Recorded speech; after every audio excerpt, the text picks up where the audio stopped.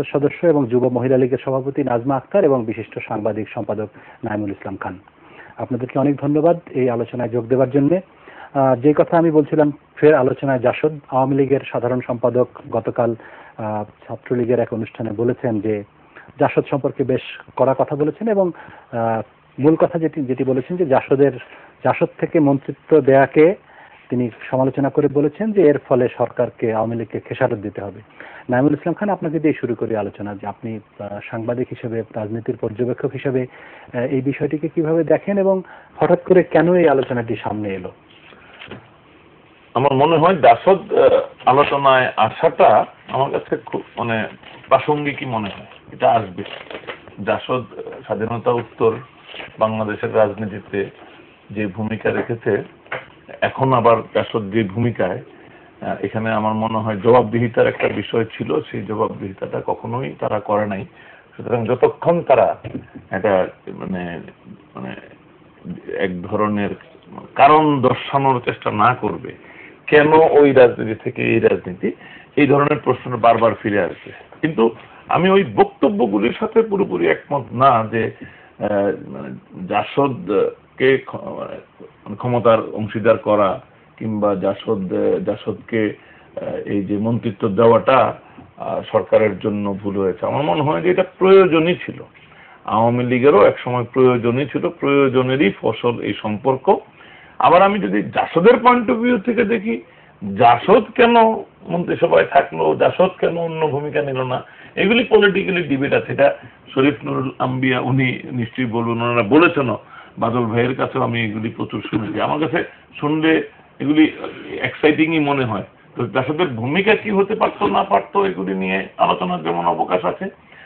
জাসদ স্বাধীনতা উত্তর ভূমিকার পর এখন যেই ভূমিকা রাখছে, তাতে তার একটা কৈফিয়ত দেওয়ার দায়িত্ব আছে এবং সিরিয়াস কৈফিয়ত। এটা কিন্তু একটা প্রেস রিলিজ দিয়ে কৈফিয়ত না, এটা একটা ঘটা করে আনুষ্ঠানিকভাবে যে কোন সার্কামস্টেন্সেসে স্বাধীনতা উত্তর জাসদের ভূমিকা কি ছিল, সেটারও যৌক্তিকতা, তখনকার যৌক্তিকতা, এখন তারা কি মনে করেন ইত্যাদি। এবং এই জাসদের রাজনীতির সঙ্গে যেভাবে মৃত্যু শিকার হয়ে থাকুন, হত্যার শিকার হয়ে থাকুন না কেন, জাসদের রাজনীতি ওই সময় আমাদের প্রচুর মানুষের জীবন মৃত্যুর কারণ ছিল।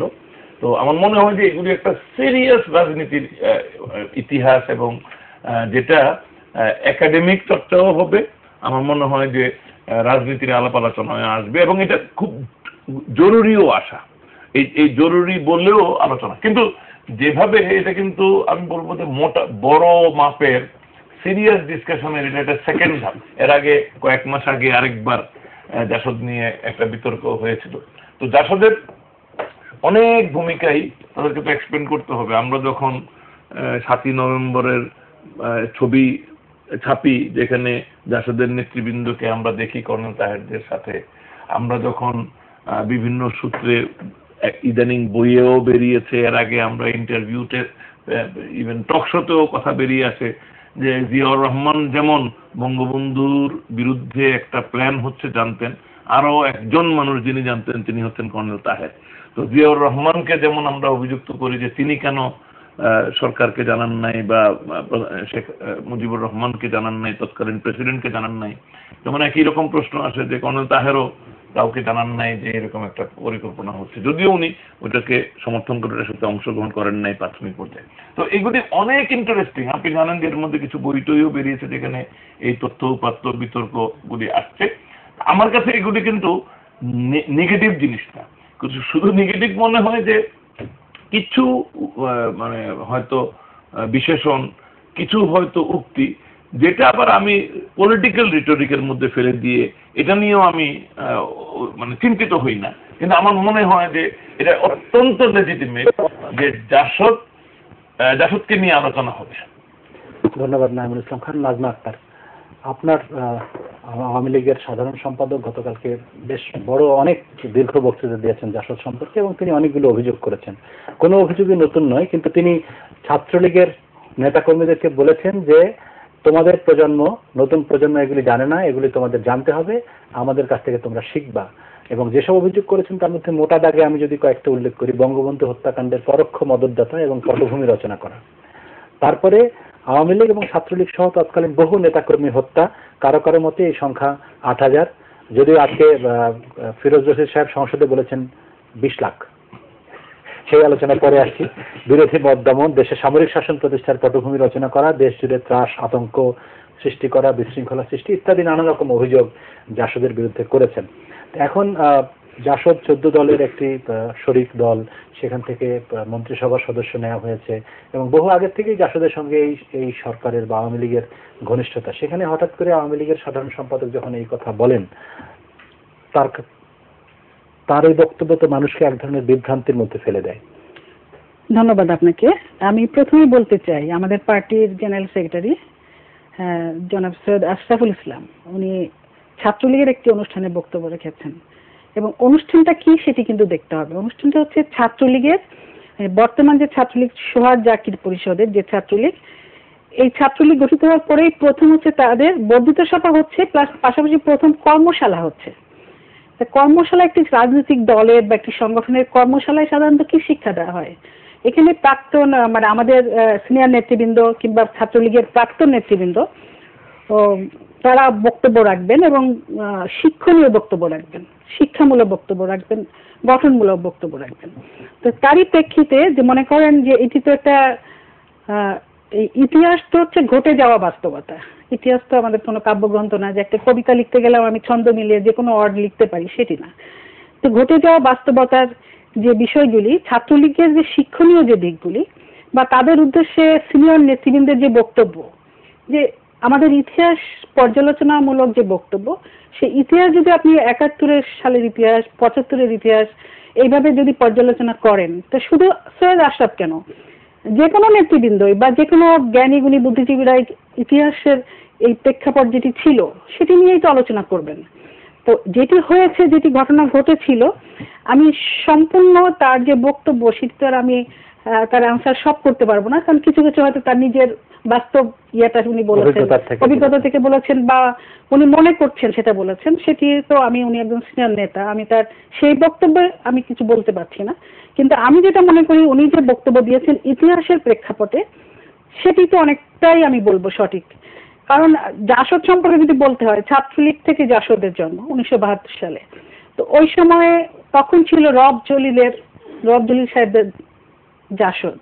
সেই জাসদ এক সময় জাতির জনক বঙ্গবন্ধু যখন দেশে ফিরে আসেন, তারপরে উনি আমাদের দেশের যে একটি গণতান্ত্রিক একটি সংবিধান উপহার দিলেন, যে একটা আধুনিক সংবিধান উপহার দিলেন এবং সংবিধানে সেখানে আপনার জাতীয়তাবাদ, গণতন্ত্র, সমাজতন্ত্র, ধর্মনিরপেক্ষতা এই দিকগুলি সন্নিবেশিত করলেন। এটা কিন্তু একটা বিশাল ব্যাপার মাত্র 1 বছরের মধ্যে, এবং তখনকার যে নির্বাচিত জনপ্রতিনিধিদের মাধ্যমেই এটা করেছিলেন। তারপরে দেখেন যুদ্ধ বিধ্বস্ত দেশ পুনর্গঠনের জন্য আমাদের যত রাস্তাঘাট, কলকারখানা সব পুনর্নির্মাণ কিংবা নতুন করে মেরামত করার প্রয়োজন যখন ছিল, তখন উনি সেটাই করছিলেন। উনি আমাদের তখন প্রায় 1.5 কোটি শরণার্থী, তাদের পুনর্বাসনের ব্যবস্থা ছিল। আমাদের 2 লাখের উপরে মা বোন যে সম্ভ্রমহানি হয়েছিল, তাদের পুনর্বাসন এবং তাদেরকে কিভাবে প্রতিষ্ঠিত করা যায় সমাজে, সেগুলির ব্যাপারে উনি তখন উদ্গ্রীব ছিলেন এবং সেটার কাজ করছিলেন। তারপরে আপনি দেখেন 25 বিঘা পর্যন্ত জমির খাজনা মওকুফ করার ব্যবস্থা করেছিলেন। উনি গণমুখী একটা শিক্ষা ব্যবস্থা প্রবর্তন করেছিলেন। তখন ওইটুকু সময়ের মধ্যেই জাতির জনক বঙ্গবন্ধু প্রাথমিক শিক্ষাকে প্রাথমিক বিদ্যালয়গুলিকে জাতীয়করণ করেছিলেন। মানে বিশ্ববিদ্যালয়ের যে শিক্ষা ক্ষেত্রে যে কানুনগুলি ছিল সেগুলি বাতিল করেছিলেন। মানে অনেকগুলি পদক্ষেপ ওনাকে নিতে হয়েছে ওই সময়ের মধ্যে। তখন যুদ্ধ বিধ্বস্ত দেশ, আমাদের রাষ্ট্রীয় কোষাগারে কোনো অর্থ ছিল না, আমাদের সমস্ত অর্থনীতি ছিল ভঙ্গুর। তার মধ্যে যে কথাটা আসে, ওই সময় জাসদ যে গণবাহিনী সৃষ্টি করেছিল এবং তাদের, আমি মনে করি তাদের এই জাসদের মধ্যে একটি মুখোশধারী যারা স্বাধীনতা বিরোধী চক্রর, সম্ভবত তারাই এই স্বাধীনতা বিরোধী যে চক্র, তখন যে মুসলিম বাংলা নামে একটি স্লোগানের আড়ালে যে তখনকার স্বাধীনতা বিরোধী যে চক্ররা একত্রিত হয়েছিল, তারা ধর্মের নামে যে সমস্ত আন্দোলন করছিল এবং বঙ্গবন্ধু সরকারের উৎখাতের ষড়যন্ত্র করছিল, সেই সময় সর্বহারা পার্টির মতো পার্টি যারা কিনা সন্ত্রাস করছিল, এবং তারা নিরীহ মানুষ শুধু না, ঈদের জামাতে পর্যন্ত আওয়ামী লীগের নেতাদেরকে হত্যা করেছিল। কতজন আমাদের সংসদ সদস্যকে হত্যা করেছিল।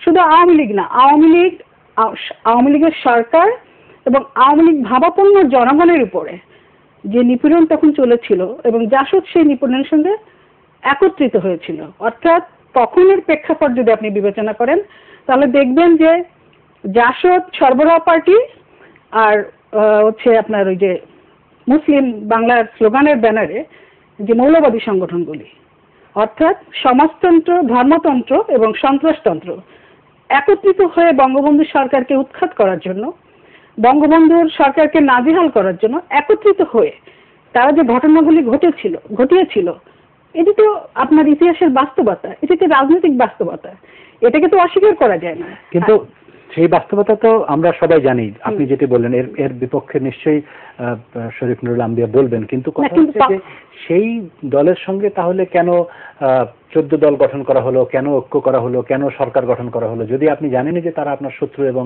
তারা আপনার ধ্বংস করেছিল এক সময়। হ্যাঁ, ঠিক। সেই আলোচনাটাতে যাওয়ার আগে আমরা একটু আপনার এই উত্তরে না তো আংশিক হয়ে যাবে। না, এটা আমি শুনবো আবার আপনার কাছ থেকে। এটা মানে এই প্রশ্নটি থাকলো জনাব আম্বিয়া, যে অনেকগুলো মানে এখনো বলা যায় যে অভিযোগের কাঠগড়ায় জাসদ। ধন্যবাদ। সৈয়দ আশরাফ সাহেবের বক্তব্য কালকে আমি যারা টিভি দেখেছে তারা আমাকে বলেছে, কারণ আমি তারপরে প্রেস থেকে, মিডিয়া থেকে আমাকে কল করেছে অনেকে। তা আমি সৈয়দ আশরাফ সাহেবের মতন ব্যক্তি, যে আমাদের রাজনৈতিক অঙ্গনে যে ব্যালেন্স লোক বলে পরিচিত, উনি মেপে কথা বলেন, উনি অন্যদের মতন অনেক এক্সটেম্পো কথা বলার মানুষ না, এবং ওইভাবে ওইরকম ফাংশন উনি জানেন না, যেটুকু আমরা দেখেছি এটা। তো উনি যখন বলেন, আমি সবসময়, আমি আগাগোড়া কালকে রাত্রে 2টা পর্যন্ত বলেছি, আমি কালকে পত্রিকা পড়িনি, পড়ার পরে আপনাদেরকে প্রশ্ন থাকলে এটা বলেন, বা আমি আমরা এক্সপ্লেন করবো। তা আমার এটা দেখে আমার মনে হয়েছে ওনার কালকের বক্তব্যের 2টো পার্ট। একটা পার্ট হলো যে উনি জাসদের একজন মন্ত্রীর জন্য আওয়ামী লীগের অনেক এটাকে কি বলেছেন, অনেক খেসারত দিতে হবে, এবং সেই মন্ত্রী তার এখন চাটুকারিতা করছে, লেজুল বৃত্তি করছে, পূর্বসূত্র ধরে এটা বলছেন লেজুল বৃত্তি করছে। আমি এই পার্টটার প্রথমে উত্তর করি, তার সাথে আমি এটা বলি। প্রথমত, যেই ব্যক্তি, আমরা নামটা উল্লেখ করলেও পারি, না করলেও পারি, যেই ব্যক্তিকে উদ্দেশ্য করে এই কথাগুলো বলেছেন বলে সবাই আমার মনে একমত হবেন যে ওনার অতিকথন এবং চাটুকারিতা ইদানিংকালে, কমপক্ষে ধরেন গত 1 বছর 1.5 বছর যাবৎ, এর আগেও ছিলেন, কখনো কখনো সবারই কথাবার্তা যারা বলেন, পাবলিকলি ফেস করেন, প্রেস ফেস করেন, একটু কখনো হতে পারে, কিন্তু ধারাবাহিকভাবে উনি যেভাবে চাটুকারিতা করছিলেন, তাতে জাসদের নেতাকর্মীরাই বিব্রত।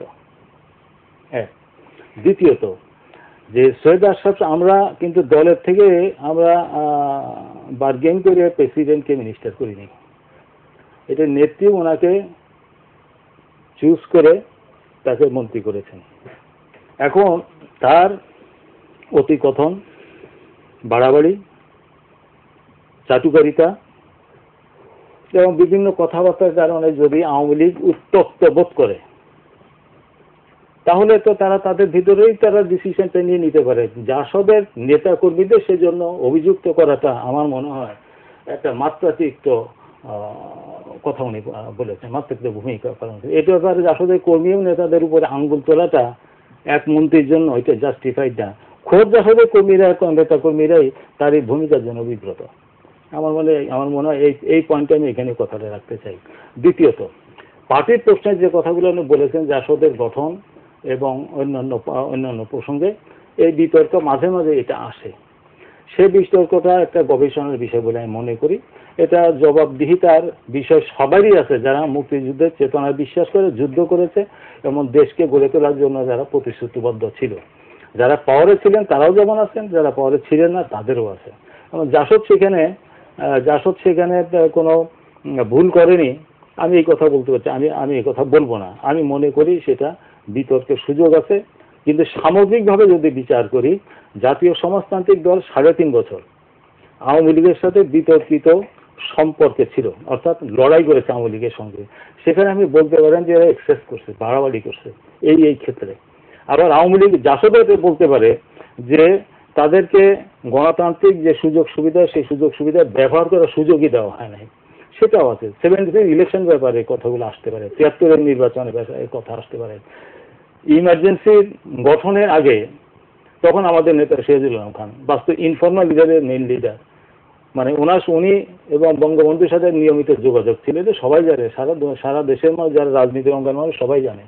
এবং সেখানে তাদের সেই পূর্বসূত্র এবং সম্পর্ক, সেই সম্পর্কে দেশের জন্য কি করা যায় সেটা আলোচনা হয়েছে। সেগুলো যে পর্দার অন্তরালের জিনিস, কিন্তু ইমার্জেন্সি হওয়া, ইমার্জেন্সি ঘোষণা আর আগে আমাদের পক্ষ থেকে স্পষ্ট বলা হয়েছে যে ইমার্জেন্সি যাতে অ্যাভয়েড করা হয়, let GSB and Awami League sit together, তারা যাতে বসে সমাধানটা করলো, কিন্তু সেটা হয় নাই। গণবাহিনী গঠন হয়েছে 75 সনে, কিন্তু আমাদের করতে হতে পারে এই পরিবেশগত কারণে সেটা আমাদের মধ্যে আলোচনা হয়েছে, কারণ আমরা একটা সাম্যবাদী রাজনীতির দিকে যাচ্ছিলাম। কাজেই একটা রেজিমেন্টেড একটা পলিটিক্স, রেজিমেন্টেড অর্গানাইজেশন যে পরিস্থিতি মোকাবেলা করার জন্য এক ধরনের প্রস্তুত হচ্ছিলাম। কাজে সেই দিকটা ছিল। এটা বাকশালটা আমাদের গণবাহিনীটা গঠন হচ্ছে আসলে বাকশাল ঘোষণার পরে। আমি একদম অথেন্টিক্যালি বলছি, প্রিপারেশন আগে ছিল, যদি না হলে নাও হইতে পারতো, বাকশাল না হলে। তো সেখানে আমার কথা, আমি দুইটা পয়েন্টে আশরাফ সাহেবের বক্তব্যের কথা বলতে চাই। সেটা হলো যে আমি কন্টেস্টও করতে চাই না, আমি শুধু তার সামনে তুলে ধরতে চাই। সেটা হলো যে বঙ্গবন্ধুকে কারা হত্যা করেছে, কার নেতৃত্ব হয়েছে এবং আওয়ামী লীগের কারা কারা তার সঙ্গে ছিল, এটা তো নতুন করে আলোচনা করার কিছু নাই। আছে আমার জানা মতো এটা নতুন করে আলোচনার কিছু নেই, এটা সবাই জানে। এখন প্রেক্ষাপটকে কে তৈরি করছিল, আর জাসদ যখন মেন অপোজিশন, জাসদকে বলতে পারেন জাসদের ভূমিকার কারণে এটা হয়েছিল। একটা প্রেক্ষাপট, একটা গভর্নমেন্ট যখন জনবিচ্ছিন্ন হয়ে যায়, তার অনেক কারণ হয়। তার ইকোনমিক পলিসি, তার পলিটিক্যাল পলিসি, তার ফরেন পলিসি, তার লিডারশিপ, তার পার্টির লোকজন কর্মকাণ্ড, অ্যান্ড অপোজিশনের রোল এখানে অ্যাক্সেস হতে পারে। আমি সবটাই, সেটা আমার মনে হয় যে আজকের এই আলোচনার এই ক্ষুদ্র পরিসরে সেটা সম্ভব না। আর এটা আসলে একটা বড় গবেষণার বিষয় না। সেখানে জাসদের ভুল যেখানে আছে, সেই ভুলের ব্যাপারে জাসদ আমার মনে হয় কনসিড করতে বাধ্য। যেখানে এক্সেস করে, বাড়াবাড়ি করে, এখানে অস্বীকার করার কোনো জো নেই। জি, ধন্যবাদ। আর একটা পয়েন্ট, আমি আপনার পয়েন্টে আসবো, তার আগে একটু বিরতিতে যাব, বিরতি থেকে ফিরে এসে আপনার কাছ থেকে শুনবো। প্রিয় দর্শক, আমাদের সঙ্গেই থাকুন, ফিরছি কিছুক্ষণের মধ্যেই ছোট্ট বিরতির পরে।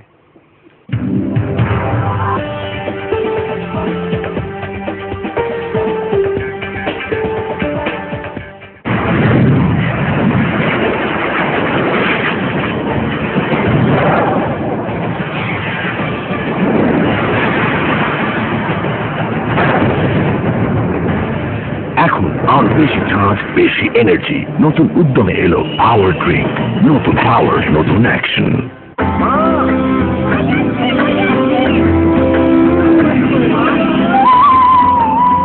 বাবা, ওখানে কে রান্না করে? কেন, তুমি? খালি দুষ্টুমি। শোনো মা, তুমি মানে প্রাণকারী পাউডার, সব মশলা পরিমাণ মতো মেশানোই থাকে, আর রান্না হয় এক দেশি স্বাদে, ঠিক যেন তোমার মতো। প্রাণকারী পাউডার।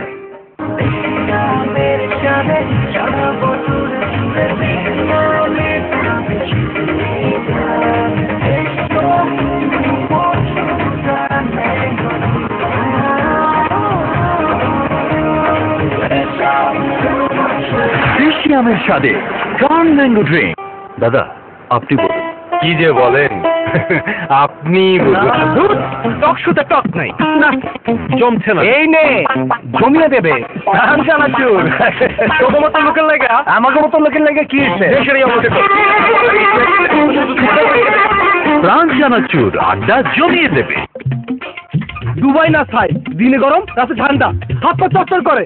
নতুন তো, আবহাওয়া হজম হইতে আছে না। ইবাল প্রাণ সরিষার তেল, গায়ে মেখে গোসল করবি, শরীর থাকবো ঠান্ডা, চটচর্বি করবো না।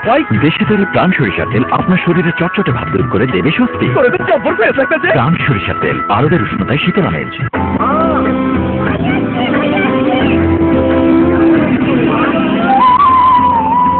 বাবা, ওখানে কে রান্না করে? কেন, তুমি? খালি দুষ্টুমি। শোনো মা, তুমি মানে প্রাণকারী পাউডার, সব মশলা পরিমাণ মতো মেশানোই থাকে, আর রান্না হয় এক দেশি স্বাদে, ঠিক যেন তোমার মতো। প্রাণ কারি পাউডার।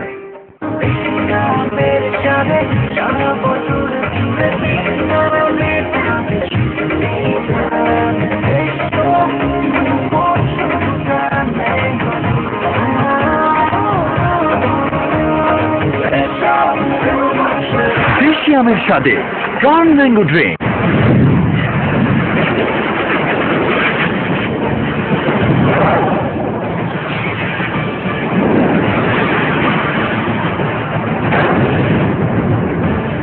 এখন আর বেশি চার্জ, বেশি এনার্জি, নতুন উদ্যমে এলো পাওয়ার ড্রিঙ্ক। নতুন পাওয়ার, নতুন অ্যাকশন।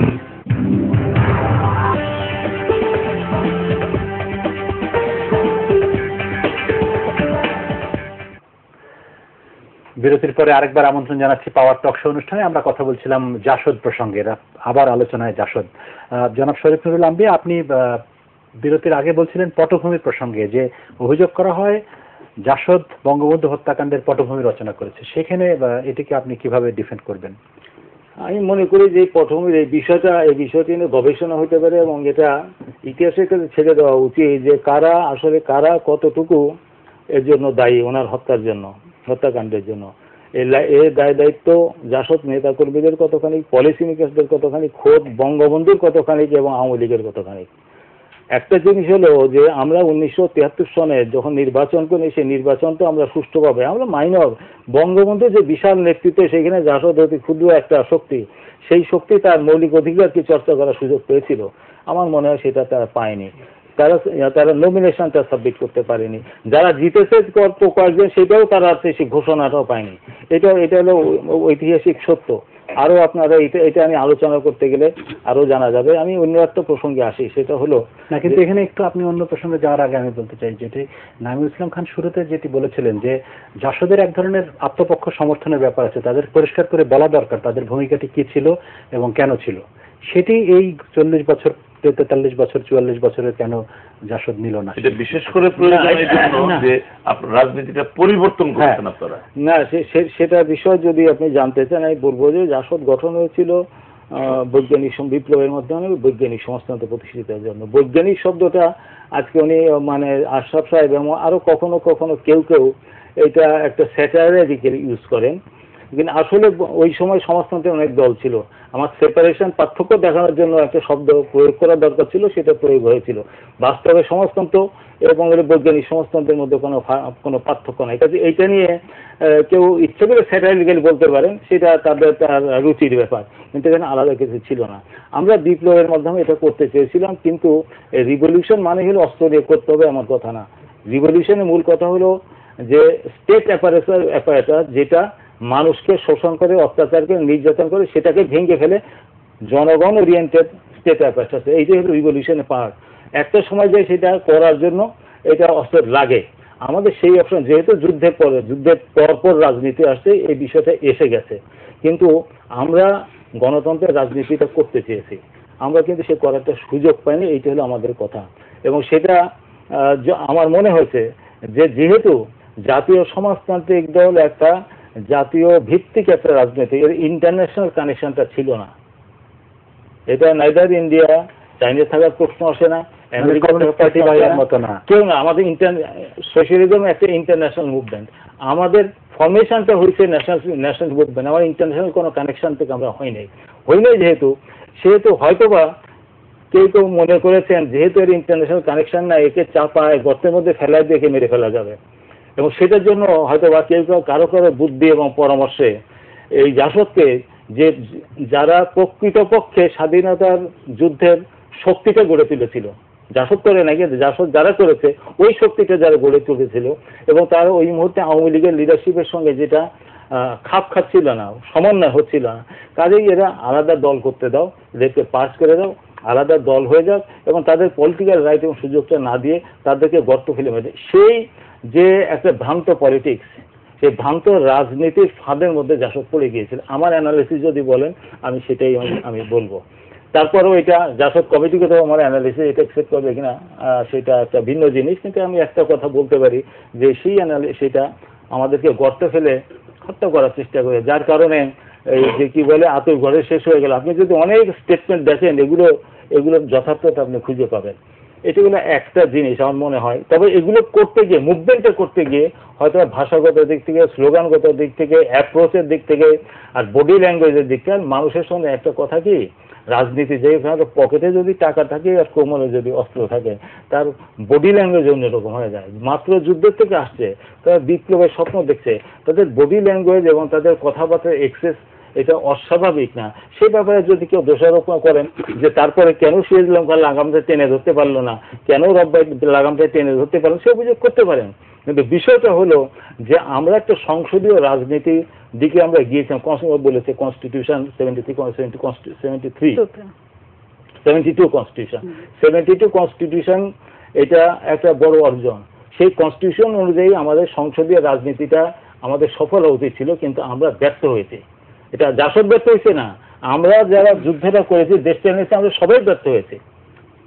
এবং যার ফলে কনস্টিটিউশন এই বঙ্গবন্ধু এটা বাকশালে নিয়ে গেছে। এবং যাওয়ার আগে অত্যন্ত দুঃখজনক অনেকগুলো স্টেটমেন্ট উনি করেছেন, উনি কথা বলেছেন আর কি।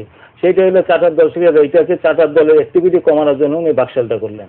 কারণ বাকশাল করার পর বাস্তবে উনি জনগণের থেকে বিচ্ছিন্ন হয়ে গেলেন, বা যারা তাকে পরামর্শ দিয়ে এটা করলেন, বাকশালের দিকে ঠেলে দিল। আসলে শেষ পর্যন্ত হয়তোবা তারাই কনস্টিটিউশনটা করেছিল বঙ্গবন্ধুকে হত্যা করবার জন্য।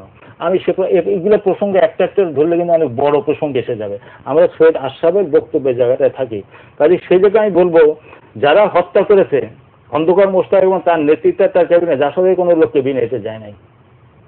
জাসদের লোক ক্যাবিনেটে খন্দকার মোশতাকের গভর্নমেন্টের সঙ্গে আমাদের লড়াই হয়েছে, এবং আমাদের প্রায় শতেকখানিক, কম বেশি শতেকখানিক আমাদের নেতা কর্মী নিহত হয়েছে, শহীদ হয়েছে খন্দকার মোশতাকের গভর্নমেন্টের বিরুদ্ধে লড়াই করতে গিয়ে। কাজেই আমরা বঙ্গবন্ধু হত্যার বেনিফিশিয়ারি আমরা না, তার কোনো বেনিফিট নিতে আমরা যাই নাই। আমরা লড়াই করেছি একটা কনস্টিটিউশন শাসন আবার ফেরত আসবার জন্য, এবং তাতে হয়তো আমাদের বিপ্লবের সুপ্ত বাসনা থাকতে পারে। কিন্তু আওয়ামী লীগের বিরুদ্ধে কনস্পিরেসি করেছি সেটা ঠিক না। বরং তদন্ত করলে বা আরো তলিয়ে দেখলে এটাই দেখা যাবে, এটা জানা যাবে যে আমরা কিভাবে আওয়ামী লীগের সাথে 7ই নভেম্বর আগেও কিভাবে আওয়ামী লীগের সাথে ঐক্য করবার জন্য একটা আমরা চেষ্টা করেছি। কিন্তু সেটা ডিফিকাল্ট ছিল, কেন যাদের সাথে জানাশোনা ছিল সবাই জেলে ছিলেন, এবং কে কাকে বিশ্বাস করবে এই সময়। বঙ্গবন্ধু মোশতাক এবং আওয়ামী লীগের এক লোক বঙ্গবন্ধুকে হত্যা করেছে, আর আওয়ামী লীগের কোন লোক আমাদেরকে বিশ্বাস করবে? আর যে 3.5 বছর আমরা তাদের বিরুদ্ধে লড়াই করেছি, ইট ওয়াজ এ ডিফিকাল্ট গেম। আমরা সেটা করতে পারিনি, আওয়ামী লীগও করতে পারেনি। এটি একটা জায়গায়, যার ফলে আমি মনে করি আজকে আমরা যখন জাতি জননেত্রী শেখ হাসিনার নেতৃত্বে আমরা জাতি গঠনের কাজে আমরা এনগেজ, এবং তার প্রথম পার্ট একটা হলো যে যুদ্ধপথের বিচার আমরা সঠিক প্রায় সুচারুভাবে সম্পন্ন করার পথে এটা অনেক দূর অগ্রসর হয়েছে, অনেকখানি সফল হয়েছে। দ্বিতীয়ত, এই মুহূর্তে তাদের দিক থেকে যে সমস্ত রিটালিয়েশন আছে, গুপ্ত হত্যা, সন্ত্রাস, বিভিন্ন রকমের সন্ত্রাস, অগ্নিসংযোগ, এগুলোর বিরুদ্ধে এগুলো কন্টিনিউয়াসলি চলবে। ইন্টারন্যাশনাল সিচুয়েশনের কারণে মনে হচ্ছে এটা আরো অনেক দিন ধরে চলবে। তা আমাদেরকে এটাকে মোকাবেলা করার জন্য আমরা 14 দলীয় জোটকে আরো বিস্তৃত করার কথা ভাবছি, এবং বর্তমানে 14 দলের প্রেজেন্ট পজিশন গতকালকে পর্যন্ত এটা তাই। সেরকম একটা সময়ে সৈয়দ আশরাফ সাহেবের এই বক্তব্য আমাদের ইতিহাসের প্রেক্ষাপটে বিশ্লেষণ করার, এটা আমরা ঠিক ছিলাম না, ওনার ঠিক ছিল, আমার দায় বেশি না, ওনাদের দায় বেশি, এই বিশ্লেষণটা আমার মনে হয় আদৌ সময় এসেছে না। উনি কেন ওটা করেছেন আমার মনে হয় আওয়ামী লীগের নেতৃত্বে সেটা ব্যাখ্যা বিশ্লেষণ তাদেরকে করতে হবে, এটা একটা কৈফিয়ত দিতে হবে। দ্বিতীয়ত, খুব গুরুত্বপূর্ণ কথা যেটা সৈয়দ আশরাফ সাহেব একেবারে এই অভিযোগ কেউ এখন পর্যন্ত তোলে নাই, সেইটা হলে বঙ্গবন্ধু আর দেশে প্রত্যাবর্তনের আগেই জাসদ এই দেশকে ছিন্ন ভিন্ন করে ফেলার চেষ্টা করেছে, এই অভিযোগ উনি উত্থাপন করেছে। আমি বঙ্গবন্ধু দেশে ফেরার আগেই এইটা একটা কাল্পনিক জিনিস, কোথার থেকে উনি এটা বলেন, আজ পর্যন্ত কেউ এটা বলেনি। জাসদ গঠন হয়েছে 1972 সালের 31 অক্টোবর, বঙ্গবন্ধু ফেরত আসছেন জানুয়ারির 10 তারিখ, তাই তো? বঙ্গবন্ধু ফেরত আসবার আগে আমরা যুদ্ধ করেছি বঙ্গবন্ধুর নেতৃত্বে, তার প্রতি অনুগত থেকে। আমাদের নেতা ছিলেন শহীদুল খান, শেখুল্লাহ খনি, আব্দুর রাজ্জাক, তোফায়েল আহমেদ। যুদ্ধের সময় মুজিব বাহিনীর সঙ্গে তদানীন্তন প্রবাসী সরকারের কিছু সমস্যা ছিল, সেগুলো আলোচনা আমার আজকের বিষয়বস্তু না। যেহেতু আমরা বঙ্গবন্ধুর প্রতি অনুগত, বঙ্গবন্ধুর নেতৃত্বে আমরা যুদ্ধ করেছি, আমরা বঙ্গবন্ধু আসার পরে আমাদের অস্ত্র সারেন্ডার করবো, এটাই ছিল আমাদের ডিসিশন, এবং চার নেতার আনএনিমাস ডিসিশন, এখানে কোনো দ্বিমত ছিল না। বঙ্গবন্ধু আসার পরে 31 জানুয়ারি আমরা স্টেডিয়ামে, আমরা উন্মুক্ত ময়দানে আমাদের অস্ত্র সমর্পণ করেছি। ওই সময়ের যে সরকার যে কদিন ছিলেন, তার হয়তো কোনো পদক্ষেপের ব্যাপারে হয়তো মুজিব বাহিনী একটা ডিফারেন্স, সেটা সম্মিলিতভাবেই একটা ডিফারেন্স থাকতে পারে, একটা মতভেদ থাকতে পারে, কিন্তু এই ধরনের অভিযোগ আজ পর্যন্ত এত বছর ইতিহাস কি অভিযোগ উনি কোথা থেকে এটা আবিষ্কার করলেন, আমার সে বিষয়েও সৈয়দ আশরাফ সাহেবকে উনি মানে ধীরে সুস্থে বিষয়টা আবার কি বলেছেন উনি পর্যালোচনা করে, এবং আওয়ামী লীগের নেতৃত্বে উচিত পর্যালোচনা এটা করে স্টেটমেন্ট করা। এই অভিযোগ এটা সোজা জিনিস না যে জাসদ ছিন্ন ভিন্ন করার চেষ্টা করেছে কিভাবে। ধন্যবাদ জনাব আম্বিয়া, আমরা আবার আপনার বক্তব্য শুনবো। নাইমুল ইসলাম খান, আপনার কাছে আবারও একটু এই প্রসঙ্গে আসতে চাই যে এই বাস্তবতাটা তো সবসময় আমরা জানতাম, যে আমরা মানে ইতিহাসের জিনিস তো সবাই জানে কম বেশি, তাহলে এই যে 14 দলীয় জোটে জাসদের অন্তর্ভুক্তি এবং গত সংসদ নির্বাচনে 6 জন এমপি জাসদের আপনি জানেন, এবং তার মধ্যে একজন মন্ত্রী, সংসদ তথ্যমন্ত্রী হাসানুল্লাহ কিনু, নাম না বলার কোনো কারণ নেই, এই সম্পৃক্ততা মানে, এবং আজকে আবার আওয়ামী লীগের আরেক মন্ত্রী ওবায়দুল কাদের সাহেব বলেছেন যে এটি আশরাফ সাহেবের নিজস্ব বক্তব্য, এটি কোনো রাজনৈতিক বা দলীয় বক্তব্য না। তো তার মানে কি আওয়ামী লীগের ভেতরেই এক ধরনের ভিন্ন মত বা বিভ্রান্তি বা দ্বিমত, কি বলবো এটাকে, নাকি আসলেই কোনো রাজনীতি আছে? আমার মনে হয় না যে আমি আশরাফ সাহেবের এই বক্তব্যকে বিভ্রান্তি পর্যায়ে ফেলতে পারবো না। আশরাফ সাহেব ওই ধরনের পার্সোনালিটি না, এটা তার মতামত, উনি এটা এই জায়গাটাতে সুস্পষ্টভাবেই বলেছেন, এবং তার বক্তব্য নাকচ করে দেওয়ার মতো না। যেমন একটা জায়গায় আম্বিয়া ভাই বলেছেন যে মানে বঙ্গবন্ধু আসার আগেই ছিন্ন ভিন্ন করার ব্যাপারটা, এখন এটা একটা লেবেলিং, উনি যেভাবে, তখন তো জাসদ ছিল না, সুতরাং সেই অর্থে জাসদ বলা যায় না, কিন্তু অ্যাকচুয়ালি মুক্তিযুদ্ধের সময় থেকেই একটা পোলারাইজেশন ছিল, মানে যেটাকেও জাসদের মানে গোড়াপত্তন ভাবা যায়, এবং অনেকে রেফারও করে এইভাবে। সুতরাং ইতিহাস তো সবসময় একটু মুজিব বাহিনী 4 জনের 3 জন কিন্তু আওয়ামী লীগ গিয়েছিলেন, এটা মনি ভাই, রাজ্জাক ভাই এবং তোফায়েল ভাই, ওনার 4 জনের 3 জন, কিন্তু 4 জনের ইউনাইটেড ডিসিশন এলো ওনার বঙ্গবন্ধুর কাছে আমি অস্ত্র সমর্পণ করবো, ইউনাইটেড ডিসিশন। 4 জনের 3 জন আওয়ামী লীগে ছিল, কাজেই ওই সময় কিন্তু এই সেপারেশন গুলো হয় নাই তখন। আনুষ্ঠানিক দ্বন্দ্ব ছিল, ছিল, এবং এটা কিন্তু কোনো অসুস্থতা না। মুক্তিযুদ্ধ কেন এখনো আমি তো বলছি, তবে আম্বিয়া ভাইয়ের সাথে আর আমি যেটা বলছি যে একটা দায়িত্ব ছিল জাসদের, এবং এখনো সময় ফুরাইয়া যায় নাই। জাসদের টক শোতে এসে ব্যাখ্যা না, প্রেস কনফারেন্সে ব্যাখ্যা না, এটা একটা জাতীয় সম্মেলন এর মাধ্যমে আনুষ্ঠানিকভাবেই একটা ব্যাখ্যা দেওয়ার বাধ্যবাধকতা আছে জাসদের। কারণ ব্যাপারটা তো সিম্পল না যে আমরা রাজনীতি করি, এই রাজনীতির নামে শত শত হাজার হাজার মানুষের মৃত্যু হয়েছে। তো এটার একটা দায়িত্ব তো নিতে হবে। একটা রাজনৈতিক দলের প্রধান কাজ দায়িত্ব নেওয়া, যে একটা দেশকে যেমন জনগণকে যেমন লিড করা, তেমন আবার এই লিড করতে গিয়ে যা কিছু কনসিকুয়েন্সেস হবে এগুলির দায়িত্ব তো কাউকে না কাউকে নিতে হবে। যদিও দল হয়তো এটা ইন্টেন্ড করে নাই, দলের হয়তো এটা পরিকল্পনা ছিল না, কিন্তু কনসিকুয়েন্সেস যদি হয়ে যায় তখন এটা দায়িত্ব নিতে হয়। তো ওইরকম একটা ব্যাখ্যা, ওইরকম একটা দায়িত্ব স্বীকার, ওইরকম একটা বিশ্লেষণ, ওইরকম একটা অ্যাকাউন্টেবিলিটি আমরা দেখি নাই। সুতরাং এটা আমি বলেছি অন ওয়ান হ্যান্ড, কিন্তু জাসদের সাথে আওয়ামী লীগের যে এখন যে জোট, এটা আবার আম্বিয়া ভাই আমি মনে করি সঠিকই বলেছেন। আমার এটা মানে সৈয়দ আশরাফ সাহেব নাকচ করে দিয়েছেন সেটাও আমি দেখি না। এবং এখানে এই কথাটাও ঠিক যে সেশনটার ধরনটাও আবার দেখতে হবে। মিডিয়াতে আসছে যে এটা যদি একটা শিক্ষামূলক আলোচনা হয়, তখন নিজের ভুলভ্রান্তি, আওয়ামী লীগও কি ভুলভ্রান্তি করছে। এখন ধরেন ওবায়দুল কাদের সাহেব প্রায়ই কিন্তু বলেন যে ছাত্রলীগের এটা করা ঠিক হবে না, ওই চাঁদাবাজি ছাড়তে হবে। এখন এই চাঁদাবাজি ছাড়াটার মানে যদি আমরা ধরে নিই যে পুরো আওয়ামী লীগ কেবল চাঁদাবাজি করে ওই রকম স্বীকারোক্তি দিয়েছেন, ব্যাপারটা তা না। উনি নিশ্চয়ই এটা ইতিবাচক, ওটা কিন্তু শিক্ষামূলক কর্মশালা, আপনি কর্মশালায় বলেছেন, মিটিংয়ে বলেন। অ্যাকচুয়ালি কর্মশালা না হয়েও যদি উনি একটা নির্দিষ্ট অডিয়েন্সের জন্য একটু ওনার একটা ধারণা, রাজনৈতিক ধ্যান ধারণা শেয়ার করার জন্য যদি বলেন, যেমন আমরা এখানে বলি, আমরা তো এখানে কোনো একাডেমিক সেশন না, কিন্তু তারপরেও আমরা আমাদের ধ্যান ধারণাগুলি বলি। আমার কথা হচ্ছে যে জাসদের কাছ থেকে এটা জাতির একটা পাওনা রয়ে গেছে, লং ওভারডিউ, এটা হয় নাই। এক, দুই হলো এটা আবার এতটা মানে শুধু আম্বিয়া ভাই যেরকম বলেছেন যে এটা গবেষক আর ইতিহাসের উপরে, ঐতিহাসিকদের উপর ছেড়ে দেওয়া, এটা আবার যাবে না। কারণ আপনারা কিন্তু ফাংশনিং, আপনারা তো ইতিহাস হয়ে যান নাই। যদি এমন হতো যে জাসদ এখন রাজনৈতিক দল নাই, কিছু করে না, তখন এটা ঐতিহাসিকদের দায়িত্ব হতো। কিন্তু আপনারা তো ফাংশনিং দল, একই নাম নিয়ে।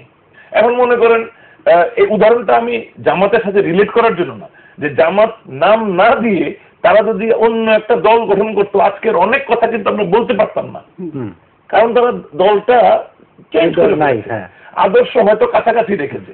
কিন্তু এখন জামাতের দায় দায়িত্ব নিতেই হবে, যেহেতু জামাত ওইটা। কিন্তু এটা কিন্তু আবারও বলি, এই উদাহরণটা দেওয়াটা আবার যেন কনফিউশন সৃষ্টি না করে, শুধু বোঝার জন্য যে জাসদের ওই সময়ের যে সিগনিফিক্যান্ট রোল, এত মানুষের জীবন, জাসদ কিন্তু একটা ভীষণ অ্যাট্রাকশন তৈরি করেছিল মানুষের মধ্যে। এবং যে প্রেক্ষাপট তৈরি করা, আমি তৈরি করা বলবো, এটা কিন্তু শুধু শব্দের চয়েস, অথবা জাসদের কারণে প্রেক্ষাপটটা তৈরি হয়েছিল কেউ অ্যাডভান্টেজ নিয়ে, এটাও কিন্তু কম না। মানে একটা প্রেক্ষাপট যে এখন কেউ একটা অ্যাকশন নিলে তখন এটা জাস্টিফাইড হয়ে যাবে, কারণ জাসদের অ্যাক্টিভিটিজের কারণে আওয়ামী লীগের সমূহ সমালোচনা, বদনাম, মানুষের একটা বিরাট লোকজন, এবং অনেকে যেটা বলেন যে জাসদের আড়ালে তখন স্বাধীনতা বিরোধী একটা বড় গ্রুপ এখানে আশ্রয় এবং প্রশ্রয় লাভ করেছে। এটা জাসদের হয়তো ইন্টেনশন না, কিন্তু জাসদের ঘটনাটাই তখন এই কার্যক্রমের ফলে এই সুযোগগুলি তৈরি হয়েছিল। সুতরাং এই জায়গাতে একটা আনুষ্ঠানিক দরকার। তবে যেই জাসদ এখন 14 দলে, এটা কিন্তু হচ্ছে মুক্তিযুদ্ধের সপক্ষ। জাসদ কিন্তু মুক্তিযুদ্ধ, এটা কিন্তু খুব ইম্পর্টেন্ট। জাসদ কিন্তু কোনো আন্তর্জাতিক রেফারেন্সের দল না, একটা মুক্তিযুদ্ধের ভেতর দিয়ে তৈরি হওয়া দল। এই দলের সাথে আওয়ামী লীগের এখনকার যে ঐক্য, এটা শুধু যুক্তিসঙ্গত না, এটা অত্যন্ত জরুরি। এই জন্য জরুরি, আওয়ামী লীগ এই মুহূর্তে যুদ্ধাপরাধীদের বিচার সহ মুক্তিযুদ্ধের চেতনার যেই জায়গাটাতে কাজ করতে চায়, যারা এক সময় সরাসরি মানে সংঘাতেও ছিল অথচ মুক্তিযুদ্ধের পক্ষের দল, আমরা কিন্তু এটাই চাই। কি চাই? বাংলাদেশের সরকারি দল, বিরোধী দল, সকল দলই হবে মুক্তিযুদ্ধের পক্ষের দল। তো এখানে কিন্তু ওই জায়গাটাতে এটা খুব লেজিটিমেট যেটাকে বলে ঐক্য, 14 দলীয় ঐক্যটা অত্যন্ত লেজিটিমেট, তাদের ভূমিকা অত্যন্ত গুরুত্বপূর্ণ। আর এখানে যে কতগুলি অবজারভেশন আছে যেটাতে আমি জয়েন করতে চাই না, কারণ আমার কাছে মনে হয় এটা ঠিক ওভারঅল জাতীয় রাজনীতিতে এটা নিয়ে আলোচনা করতে হলে, যেমন ধরেন ওই তোষামোদী থেকে শুরু করে অন্যান্য অনেকগুলি এলিমেন্ট, এটা আসলে আমার কাছে মনে হয়েছে যে সৈয়দ আশরাফ বলেছেন আম্বিয়া ভাইদের কথা নাই। আম্বিয়া ভাই, বাদল ভাইরা যদি হাসান লোকিনু সম্পর্কে এই কথাগুলি আগে না বলতেন, তাহলে হয়তো সৈয়দ আশরাফের মাথায় এটা আসতো কিনা আমার সন্দেহ আছে। জি, ধন্যবাদ নাঈমুল ইসলাম খান। আমরা একটু আবার বিরতিতে যাব, বিরতি থেকে ফিরে আপনার কথা শুনবো। আপনার প্রিয় দর্শক, আমাদের সঙ্গেই থাকুন, ফিরছি কিছুক্ষণের মধ্যেই।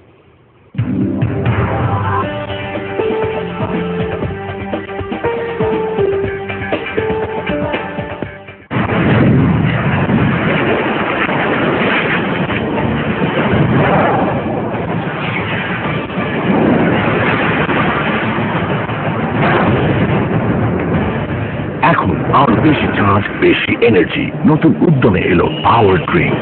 নতুন পাওয়ার, নতুন অ্যাকশন।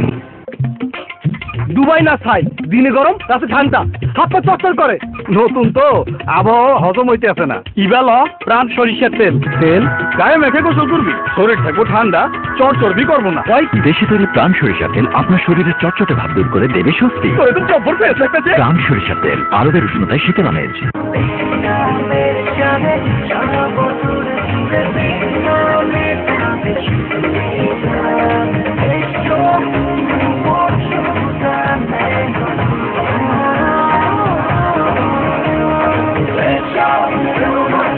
দেশি আমের স্বাদে প্রাণ ম্যাঙ্গো ড্রিঙ্ক। দাদা, আপনি বলুন। কি যে বলেন, আপনি দুধ টক শুতে টক নাই না, জমছে না। এই নে জমিয়ে দেবে প্রাণ চানাচুর। তোর মতো লোকের লেগা আমাকে মতো লোকের লেগে কি হচ্ছে? প্রাণ চানাচুর আড্ডা জমিয়ে দেবে।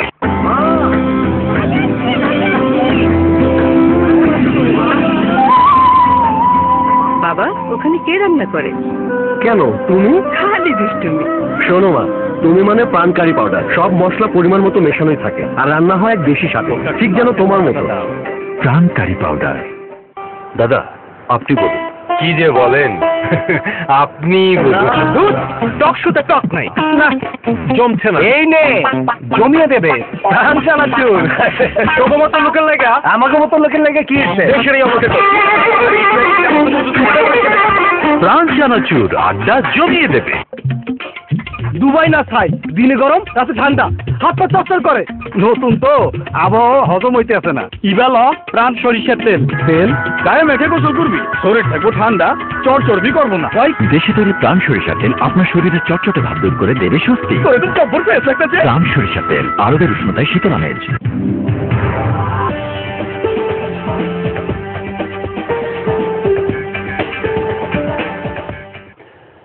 প্রিয় দর্শক, বিরতির পরে আরেকবার আমন্ত্রণ জানাচ্ছি পাওয়ার টক শো অনুষ্ঠানে। আমরা কথা বলছিলাম জাসদ প্রসঙ্গে। বিরতির আগে আমরা দুজনের বক্তব্য শুনেছিলাম, শরীফ নুরুল আম্বিয়া এবং নাইমুল ইসলাম খান। নাজমা আক্তার, আপনার কাছে যেটি জানতে চাই সেটি হচ্ছে যে আশরাফ সাহেব অনেক কথা বলেছেন, এগুলোর কারণে 14 দলের ঐক্য বিনষ্ট হওয়ার একটা আশঙ্কা কেউ কেউ করছেন, এবং সেটি আমরা আজকে হাসানুল্লাহ বিনু সাহেবের বক্তব্যে, তার জাসদের তার অংশের যিনি আরেক নেতা শিরিন আক্তার, তার বক্তব্যে আমরা শুনেছি সেটি, যে তারা বলেছেন যে এই মুহূর্তে এসব থেকে দূরে থাকতে হবে আমাদেরকে, এবং যে কোনো মূল্যে 14 দলের ঐক্য ধরে রাখতে হবে, যেটি নাইমুল ইসলাম খান একটু আগে বললেন, যেটি খুব জরুরি। কারণ এমন একটা সময় যখন সরকার যুদ্ধাপরাধের বিচার করছে এবং নানা রকম দেশীয় আন্তর্জাতিক ষড়যন্ত্র মোকাবেলা করে দেশের মানুষের কল্যাণ করার জন্য সরকারকে কঠিন একটা সময় পার করতে হচ্ছে। সেক্ষেত্রে এই ঘটনা কি 14 দলের ঐক্যকে বিনষ্ট করবে না?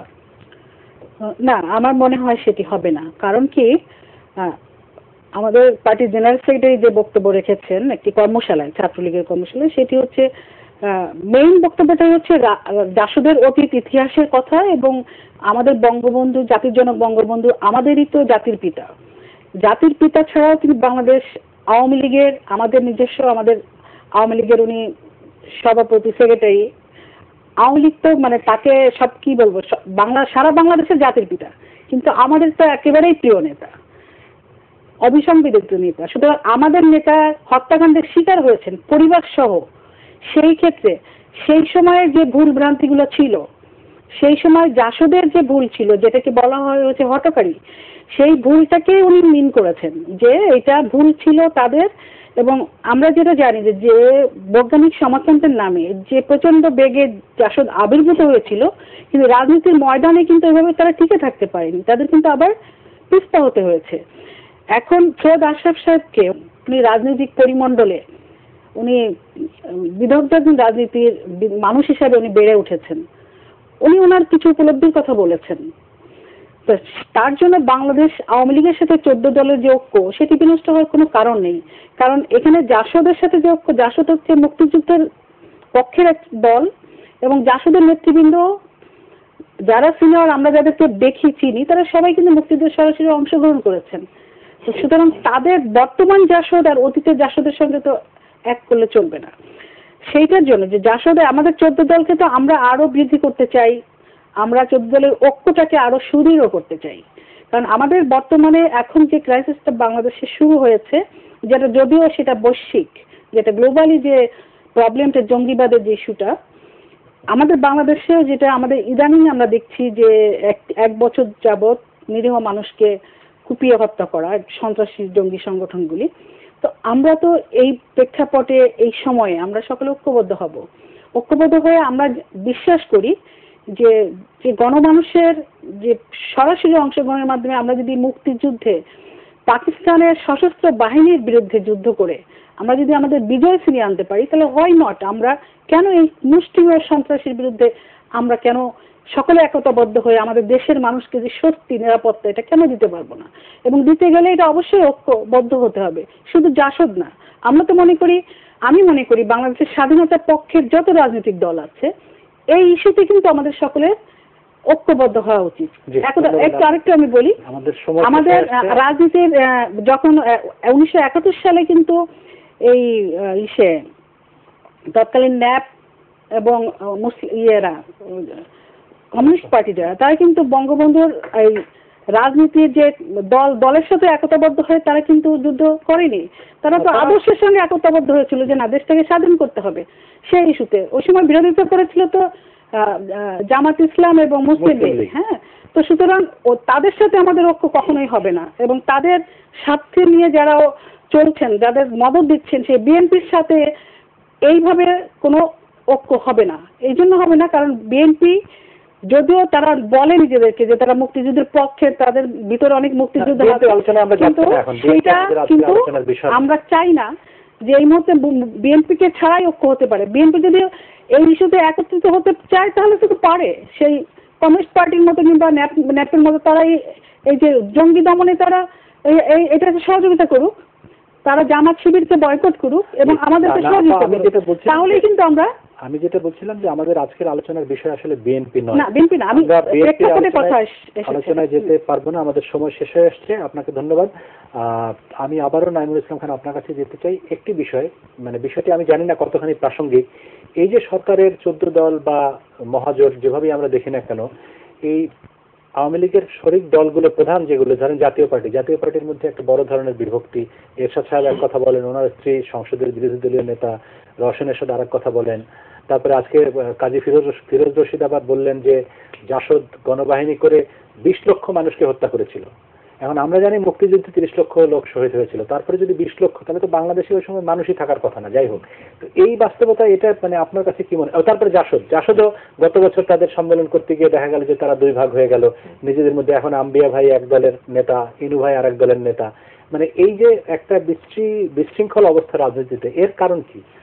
আমার মনে হয় আমরা আসলে খুব অদূর ভবিষ্যতে একটা ভালো পোলারাইজেশন হবে, এবং পোলারাইজেশনের একটা নিয়ম হলো ভেতরে ভেতরে ভাঙে, তারপরে একটা ঐক্য তৈরি হয়। এটা ইউরোপীয় ইউনিয়নে আছে, উপরে ইউনিয়ন হয়, ভেতরে আবার টুকরো টুকরো হয়। টুকরো হলেও তখন আবার এটা ছড়িয়ে ছিটিয়ে যায় না। তো এইগুলি হচ্ছে বড় ব্র্যাকেটে যে মুক্তিযুদ্ধের পক্ষের ভেতরে ভাঙচুর হবে, মুক্তিযুদ্ধের বিপক্ষে ভাঙচুর হবে, হয়ে এত কিছু হবে। তো আমি এটা খুব সংক্ষেপে আলোচনা করা অনেক সময় ডিফিকাল্ট, তবু আমি এটুকু বলছি। আরেকটা জিনিস হচ্ছে যে এটা কিন্তু 14 দলের ভেতরে জাসদের সাথে আওয়ামী লীগের সমস্যা দেখেন, আওয়ামী লীগের ভিতরে আওয়ামী লীগের সমস্যা নাই। এখন আওয়ামী লীগের ভিতরে তো নানামুখী সমস্যা আছে, তরুণের সাথে জ্যেষ্ঠের সমস্যা আছে, অন্য অনেক পার্টির মতো ভারতের কংগ্রেসেরও এরকম আছে। আপনি আবার 1/11 সময় ভূমিকা নিয়ে আছে, যেগুলি প্রায়ই প্রধানমন্ত্রী মনে করিয়ে দেন, প্রকাশ্যে মনে করান। কিন্তু এখন বাংলাদেশের মন্ত্রিসভায় যদি আওয়ামী লীগের 1/11-এ প্রধানমন্ত্রী শেখ হাসিনার বিরুদ্ধাচরণ করার লোকজন মন্ত্রিসভায় থেকে প্রধানমন্ত্রীর মুখে তিরস্কার শুনেও আওয়ামী লীগে কন্টিনিউ করতে পারেন, তাহলে জাসদ এই একাডেমিক ডিসকাশনের পর 14 দলে থাকতে পারবে না, এরকম কোনো পরিবেশ তৈরি হবে না, বা মন্ত্রিসভায় থাকতে পারবে না, এরকম পরিবেশ তৈরি হবে না। কারণ মন্ত্রিসভায় যদি না থাকার ব্যাপার হয়, মাননীয় প্রধানমন্ত্রী যেদিন সকালে ইশারা করবেন ওই দিনই মন্ত্রিসভায় কেউই থাকতে পারবে না। এটা শুধু হাসানুল হক ইনু কেন। সুতরাং আমার যেটা মনে হয় যে এই আলোচনাগুলি অনেস্টলি স্পিকিং আমার লেজিটিমেট আলোচনা মনে হয়। এখন আলোচনা করতে গেলে তো আমরা সবাইও তো মাঝে মাঝে একটু ধরেন অতিশয়োক্তি হয়, একটু ভুল হয়, কোথাও আমি হয়তো রেফারেন্স একটা মিস্টেক করে ফেলবো, সন তারিখ ভুল করব, নাম বলতে ভুল করব। এইগুলিকে যদি আমরা বেশি গুরুত্ব না দেই, আমি মনে করি আমাদের রাজনীতির অনেক উন্নতি হচ্ছে। আমাদের রাজনীতি এখন আরো ফান্ডামেন্টাল এই ধরনের ইস্যুসগুলি আলোচনায় নিয়ে আসছে। এগুলি কিন্তু অনেক বিষয়। আমরা বাংলাদেশের প্রধান বিচারপতি যখন অনেক কথা বলেন, এগুলি নিয়ে আমরা বিতর্ক করি, তো সবাই হতাশা বোধ করে যে এক্সিকিউটিভ আর জুডিশিয়ারি কি কনফ্রন্টেশনে নামলো কিনা। কিন্তু আমি দেখি যে আমরা তো উচ্চতায় যাচ্ছি, আমাদের গণতন্ত্র এটা অ্যাবজর্ব করতে পারে। জুডিশিয়ারি নিয়ে আমরা কথা বলি, জুডিশিয়ারি আমাদেরকে নিয়ে কথা বলে, এক্সিকিউটিভ কথা বলে। সো আমরা আসলে এখন ধীরে ধীরে ম্যাচিওর্ড হচ্ছি। ম্যাচিওর্ড হওয়ার লক্ষণ হচ্ছে আমি বরং মানে আমার অনেক দিন পরে ভালো লাগলো যে ছাত্রলীগের একটা ওয়ার্কশপে রাজনীতি নিয়ে কথা হয়েছে, এখানে টেন্ডারবাজি নিয়ে কথা হয়নি। তো দিস ইজ ভেরি ইম্পর্টেন্ট। আমার কাছে কিন্তু এগুলি সবগুলি ইতিবাচক পজিটিভ বলে মনে হয়। ধন্যবাদ। আমরা শেষ করব, আপনি নিশ্চয়ই বলবেন। তার আগে আমি একটু যোগ করি যে জাসদের ভাঙনও কিন্তু নতুন না। সেই মানে বাসদ থেকে খলিকুজ্জামান থেকে শুরু করে খালিকুজ্জামান থেকে শুরু করে নানান দফায় নানান রকম এরশাদের সময় ভাঙন হয়েছে। সবশেষ ভাঙন এই ইনু ভাইয়ের মন্ত্রিত্বের আমলে হলো। তো এই ভাঙনগুলি কি ওই নারায়ণ ভাই যেটি বলছিলেন ওই রকমই ব্যাপার নাকি আসলে এখানে কোনো অন্য রাজনীতি আছে? আমি একটা ছোট্ট কথা বলছি, আম্বিয়া ভাইরা কিন্তু একদল দুই দল হয়েছেন, কিন্তু 14 দল তো ছাড়েননি। এটা কিন্তু ইউনিটি মধ্যেই একটু ভাঙচুর হলো। সরি আম্বিয়া ভাই।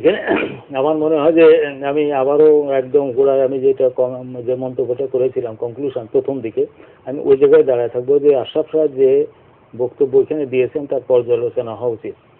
আমরা 14 দলের একটা আদর্শ ভিত্তিক জোট। আওয়ামী লীগ আমাদের একটা বন্ধু প্রতিম দল, আওয়ামী লীগ বন্ধু প্রতিম দল। সেখানে উনি দাঁড়িয়ে তার কর্মীদেরকে বলছেন যে জাসদের ব্যাপারে সতর্ক থাকবা। তো এই কথাটা বলাটা ঐক্যের উপরে একটা নাড়া দেয়। আমি এই প্রসঙ্গে বলি, আমরা 3.5 বছর আওয়ামী লীগের সঙ্গে আমাদের লড়াই হয়েছে, কিন্তু তারপরে আজ পর্যন্ত যেটি হিসাব করে মাইনাস করে দেখেন কত বছর, 40 বছর, মানে 15 আগস্ট পরবর্তী বাস্তবতায় আমরা দল করেছি জিয়াউর রহমানের ইয়ের সময় 10 দলীয় 80 সাল থেকে 80 সাল। তারপরে হলো আমরা এরশাদ সাহেবের বিরুদ্ধে আমরা 15 দলীয় ঐক্য জোট করেছি।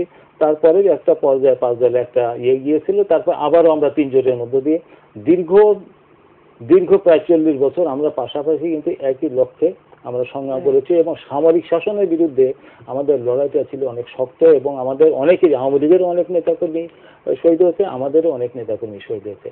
কাজেই এই হঠাৎ করে জাসদের সাথে তো ঐক্য হয়নি, এইটা একটা ধারাবাহিক দীর্ঘ প্রক্রিয়ার মধ্য দিয়ে এসছে এবং আমাদের 72 থেকে 75-এ আমাদের এইখানে যে বিতর্কে থাকুক না কেন আমরা মুক্তিযুদ্ধের চেতনার ধারাটা আমরা আবার পুনঃপ্রতিষ্ঠিত করবার জন্য রাজনৈতিকভাবে সাংগঠনিকভাবে ধীরে ধীরে আমরা পুরো রাজনীতি পুনর্বিন্যস্ত করেছি। তাই সেই জায়গায় এবং আজকের শেষ পরিণতিতে জননেত্রী শেখ হাসিনার নেতৃত্বে এখানে 14 দল এবং মহাজোট মিলে এখন এই আন্দোলনটা করছে এবং অনেকগুলো আমি এখন সময় যায় বলে আমি পয়েন্টসগুলো বলতে চাই না। কাজে তেমন একটা সময়ে সৈয়দ আশরাফের এই বক্তব্য এই আন্দোলনের সাথে আমি ইংরেজি বলে কনসিস্টেন্ট বা এটা কনসিস্টেন্ট না। সেই জন্য আমি ডিমান্ড করব যে ওনার বক্তব্যের উনি পর্যালোচনা করুক এবং আওয়ামী লীগ বিষয়ে পর্যালোচনা করুক। আওয়ামী লীগের মতন এত ম্যাচিওর পার্টির থেকে এই রকমের স্টেটমেন্ট এটা আসলেই গণতান্ত্রিক। এখন এখানে আমার শেষ প্রশ্ন, জনাব আম্বিয়া, আমার শেষ প্রশ্ন সেটি হচ্ছে যে এইরকম একটা বাস্তবতায় জাসদের একজন নেতার মন্ত্রিসভায় থাকা কতটা যৌক্তিক? এটা তো নেতৃত্বের সঙ্গে মন্ত্রিসভার সম্পর্ক নেই, কিন্তু এটা তো আমাদের কাছে আমরা তো প্রতিনিধি করি না। উনি ডেকে নিছেন, এটা উনি ডিসাইড করতেন কি করবেন।